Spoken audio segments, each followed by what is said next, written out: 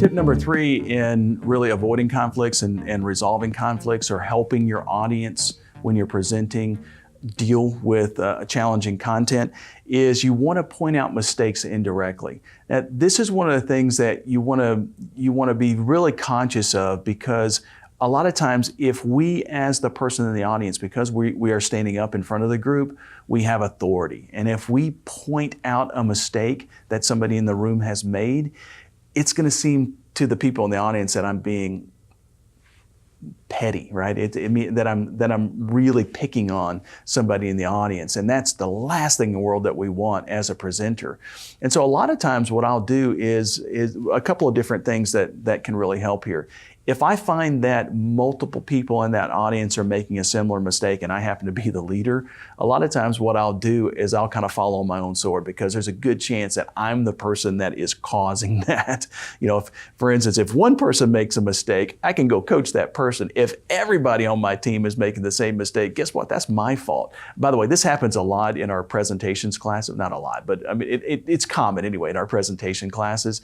I'll be teaching a session in the Fearless Presentations program, and I'll kind of look around the room as the folks are practicing what I've just taught them to do, and almost everybody in the room is making the same mistake. Well, there's a good chance that I said something prior to that that's confusing, or I've caused a problem.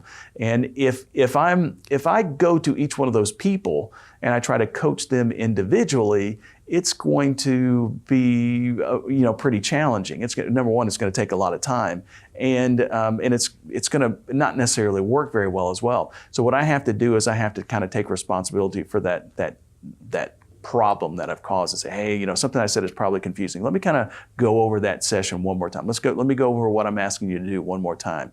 And I might even point out the mistake that is common if this is misunderstood, so that I can make that corrective action. So it lets people save face. I mean, the old adage is that when you point your finger at somebody, you've got these 3 fingers pointing right back at you. So keep that in mind when you're calling attention to somebody's mistake directly. You a lot of times the challenge can really fall on you.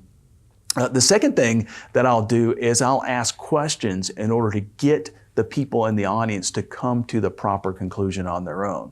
So if I'm presenting information that I know that just 1 or 2 people in the room are having a challenge with, but the other 20 people that are in my audience are not necessarily having a challenge with, sometimes what I'll do is I'll ask the people in the room that are really good at solving that challenge to give advice to the people versus me. So I'll say, hey, I know a lot of you are really good at blank. What are some of the things that you've found over the last couple of months that have been helpful in that specific situation? And I'll just kind of ask the audience to give information to the folks in the room.